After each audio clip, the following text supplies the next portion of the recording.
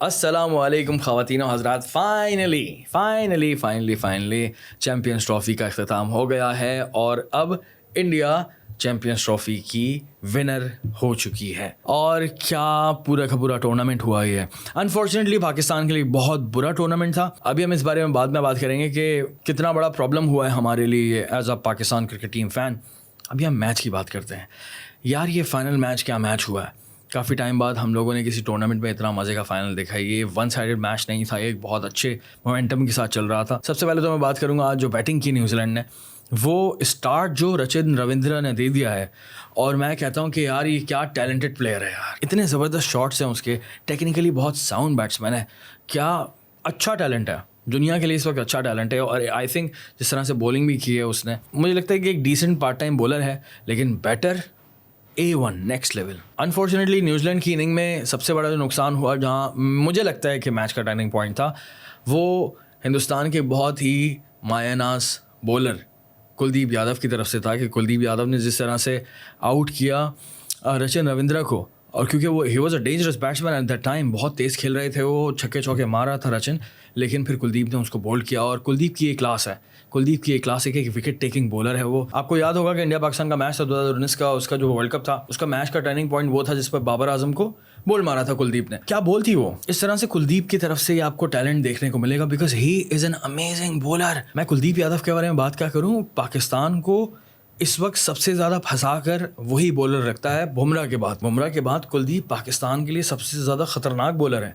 हम उसको नहीं खेल पाते, क्यों? ये टॉपिक से हटके बात हो रही है, लेकिन मुझे शोएब मलिक की बात याद आ गई है कि उन्होंने कहा है कि कुलदीप को अगर खेलना है तो डाउन द ग्राउंड खेलना है। जिस तरह से रज़ाक और Shoaib Malik down the ground सामने खेलते थे, हम टेप बॉल में गली में जब खेलते हैं हम डाउन द ग्राउंड शॉट्स खेलते हैं, क्योंकि हम लोग गली में होते हैं तो यहाँ पर घर पर बॉल जाती है तो आउट हो जाता है, ठीक है, और घर से बॉल नहीं आती तो हम लोग सामने खेलते हैं स्ट्रेट के छक्के। अगर कोई फुल टॉस कर रहा है स्ट्रेट यॉर्कर पे स्ट्रेट खेल रहे हैं, लेग की बॉल आ रही है तो हट के स्ट्रेट खेल रहे हैं, एक टप्पे वाली बॉल आ रही है, बाउंसर आ रही है तो उसको स्ट्रेट खेल रहे हैं, क्योंकि हमें स्ट्रेट ही खेलना होता था, इसके अलावा हमारे पास ऑप्शन नहीं होता था। लेकिन आई डोंट नो, ये बॉयज़ जो है वो ग्राउंड में इतना खेलते हैं और उनको वही साइड की हिटें लगाना ईजी लगता है, डाउन द ग्राउंड खेलना नहीं आता उनको। तो कुलदीप के खिलाफ हम नहीं खेल पाते, और कुलदीप का एक बहुत बड़ा किरदार है पाकिस्तान को हराने में, जितने भी पिछले ODIs हुए हैं। खैर बैक टू कुलदीप अगैन, कि जिस तरह से दो बड़े बैट्समैनों को आउट किया है, रचिन को और केन विलियमसन को। और केन विलियमसन से मुझे बड़ी उम्मीद थी यार।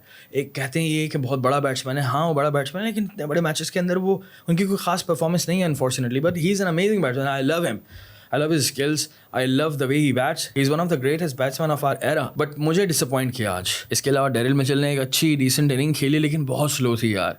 आई थिंक अगर न्यूजीलैंड इसमें से 30-40 रन और ज़्यादा होता, मुझे लगता है 30-40 रन शॉर्ट पड़ गए, और ज़्यादा होते 280-290 होते तो बहुत एक मुश्किल टोटल था।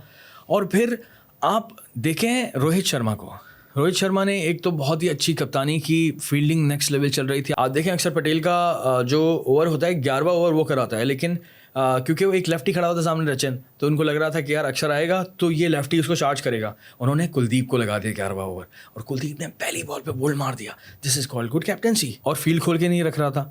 150 से ज़्यादा तो डॉट बॉलें की हैं न्यूजीलैंड ने।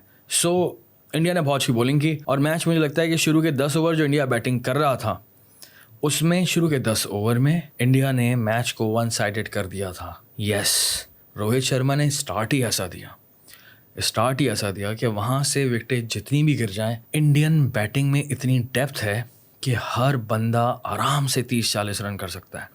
आप इंडियन बैटिंग में ना आप देखेंगे नहीं, अब पिछले 4-5 साल से आप नोटिस करें कि एक साथ 0-0 पे आउट हो रहे हैं।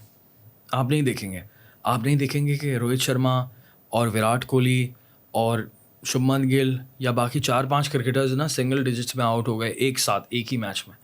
ये बहुत कम हो रहा है। सब अपने अपने रन कर रहे होते हैं, सब कुछ ना कुछ स्कोर कर रहे होते हैं, ठीक है। कंसिस्टेंसी से आप किसी को बहुत बुरा खेलता हुआ नहीं देखेंगे। अब तो श्रेयस अय्यर भी बहुत ही नेक्स्ट लेवल बैट्समैन बन गया है।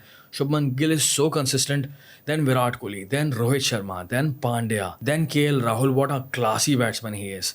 सो अभी बैटिंग लाइनअप इतनी डेप्थ के साथ है। देन उसके बाद जड्डू आता है, जडेजा, वो एक बहुत बेहतरीन बैट्समैन है, छक्के नहीं मारता बहुत, नेक्स्ट चौके बहुत मारता है भाई, सिंगल डबल बहुत अच्छे करता है, एक अच्छा बैट्समैन है, लाड़ा नहीं है, ख़राब बैट्समैन नहीं है, बहुत प्यारा बैट्समैन है। तो आप देखें 7-8 बल्लेबाज इनके पास मौजूद हैं, और साथ में इंडिया के पास इस वक्त दुनिया का सबसे अच्छा स्पिन डिपार्टमेंट है। आप देखें जडेजा को, क्या बॉलिंग करता है वो, अभी तक कंसिस्टेंसी के साथ सालों हो गए खेलते हुए, लेकिन क्या प्यारा बॉलर है वो, आज भी बहुत आला बॉलिंग की। जडेजा इजीली पिटता नहीं है, he is one of the greatest spinner of our time right now.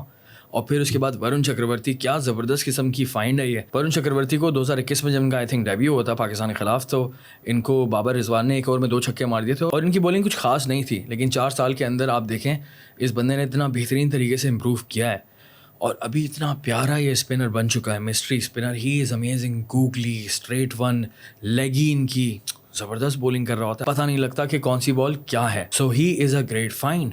Then साथ में आपके पास कुलदीप भी बैठा हुआ है, क्या बेहतरीन बॉलर है, अभी इसके बारे में बात की आपने। और इन 3 के बाद चौथा आता है स्पिनर भी और क्या बैटिंग भी करने लगा है, अक्षर Patel.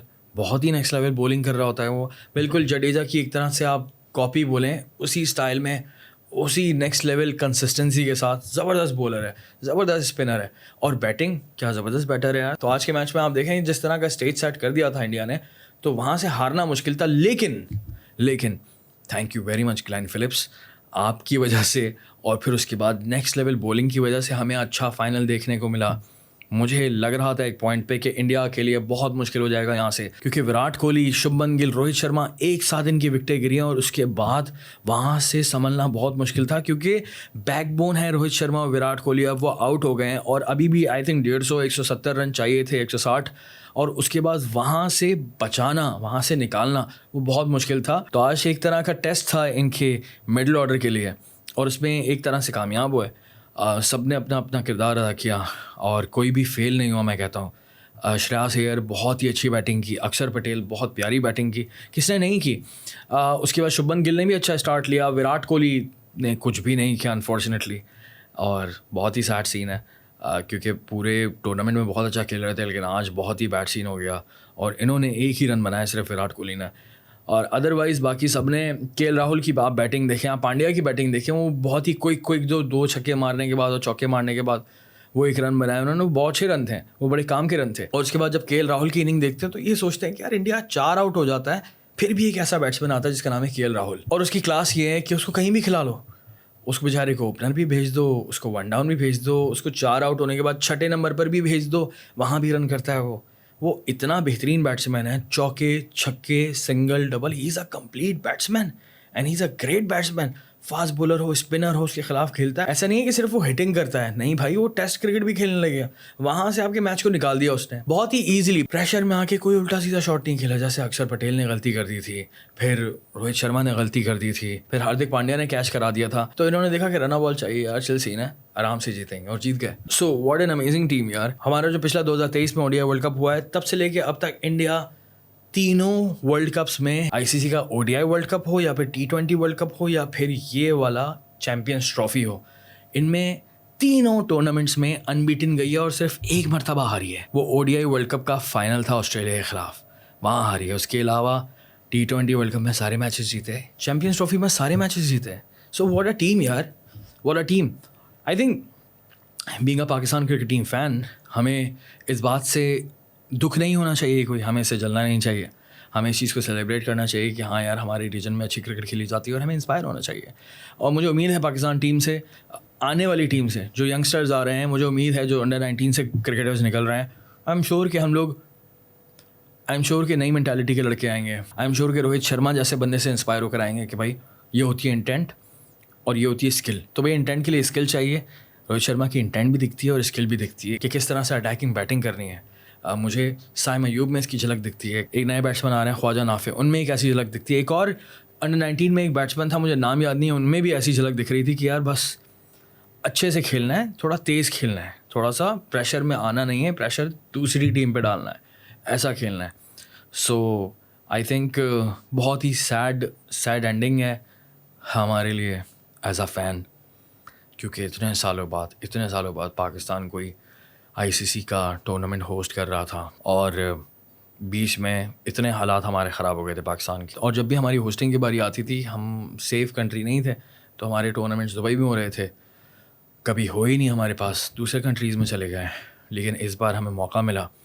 I am so glad, I am grateful कि हमने अच्छे से होस्ट किया, सेमीफाइनल यहाँ पर हुआ और पूरा टूर्नामेंट बहुत अच्छे से यहाँ पर हुआ, और फिर फाइनल हुआ दुबई में। होस्ट तो हम ही हैं, तो होस्ट हमने अच्छे से किया, एंड आई एम ग्लैड कि cricket is back home. So it's such a beautiful time of our life as a cricket fan. And मैं ये कहना चाहूँगा कि हुकूमत को चाहिए कि किसी तरह से पीसीबी को और हमारी जो मैनेजमेंट है उसको पॉलिटिक्स से निकाले. जिस तरह से पिछले 3-4 साल में 4 चेयरमैन चेंज हो गए हैं, 12 कोच आ गए हैं, 26 सेलेक्टर्स आ गए हैं, हमारे कप्तान चेंज हो रहे होते हैं, टीम में लड़के चेंज हो रहे होते हैं, कोई परफॉर्म नहीं कर रहा वो भी टीम के अंदर है, जो परफॉर्म कर रहा है वो टीम से बाहर हो जाता है. तो भाई इस तरह से ना करें, लोगों के साथ ज़्यादतियाँ ना करें और टीम को, मैनेजमेंट को पॉलिटिक्स से बचाएं. हम चाहते हैं एज अ फ़ैन कि पाकिस्तान टीम बेहतर हो, क्योंकि अब बहुत बुरा हो गया है. अगले साल T20 वर्ल्ड कप है. पिछले साल के T20 वर्ल्ड कप में हम लोग ग्रुप से बाहर हो गए थे, हम लोग क्वालिफाई नहीं कर पाए सेमीफाइनल के लिए. यार कितनी अफसोस की बात है. तो बेहतर ये है कि हम लोग फाइनल खेलें. बल्कि मैं कहता हूँ कि हमें T20 वर्ल्ड कप अगला जीतना चाहिए इंशाल्लाह. सो उसके लिए तैयारी करें, स्पिनर्स उठाएं अच्छे. T20 वर्ल्ड कप एशिया में ही हो रहा है तो हमें स्पिनर्स की ज़रूरत होगी. अच्छे स्पिनर्स निकालें जल्दी से, अच्छा स्विंग करने वाले नए फास्ट बॉलर्स ढूंढें. फौरी तौर पे ज़रूरत है, हमें बॉलर्स की ज़रूरत है. हमारे पास फास्ट बॉलर भी अच्छे नहीं हैं माजरत के साथ, तो बॉलर्स भी चाहिए हमें फास्ट, स्पिनर्स भी चाहिए हमें अच्छे. ये बड़ा ज़रूरी है. और बैटिंग में भी हमें पहली फुर्सत में उसको और अच्छी तरह से बिल्ड करना होगा. We have a decent batting lineup के बारे में ज़्यादा कंप्लेन नहीं करा, लेकिन हमें कुछ और ऐसे लोग चाहिए जो कि आ सकें इस बैटिंग लाइनअप के अंदर और हमें अच्छा मोमेंटम दे सकें, हमें अच्छा स्टार्ट दे सकें, एक अच्छी इनिंग खेल सकें. ये बड़ी ज़रूरी चीज़ है. तो आप देखें इसको जल्द से जल्द. और इस साल एशिया कप भी है और आई थिंक वो T20 फॉर्मेट पे होगा, तो वो भी बहुत ज़रूरी है. उसकी बहुत ज़्यादा तैयारी करनी है, फौरी तौर पे करनी है. उम्मीद करता हूँ कि इस बार PSL होने वाला है तो उसमें से अच्छा टैलेंट निकलेगा इंशाल्लाह. 1-2 लड़के निकल जाएँ तो बड़ा अच्छा सीन हो जाएगा हमारे लिए. खुश रहें, दुआ में याद रखें. फ़ी अमान अल्लाह.